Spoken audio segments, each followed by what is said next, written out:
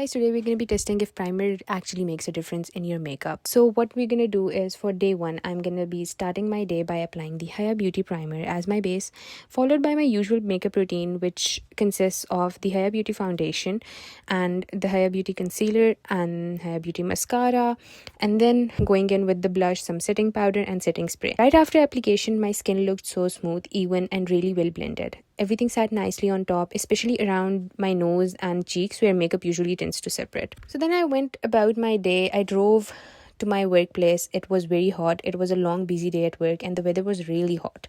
The kind of heat where your makeup usually starts to melt within hours. But when I got back home and checked my makeup again, it honestly surprised me. My base was still intact, the foundation hadn't separated, there was barely any creasing, and even around my smile lines and nose, everything looked fresh. It didn't look cakey or oily, just naturally worn but still put together. For day 2, I'm going without any primer. I skipped the primer completely but kept everything else exactly the same. Same foundation, same routine. The only difference was that I didn't have any Haya Beauty primer on. At first, everything looked fine. My makeup went on normally and I didn't notice much of a difference immediately.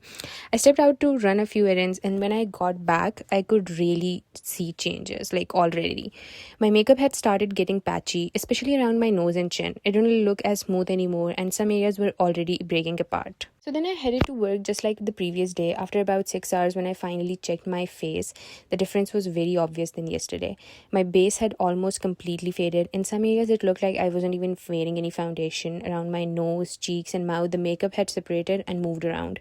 It didn't stick to my skin the same way and overall it just looked uneven and worn out way too quickly.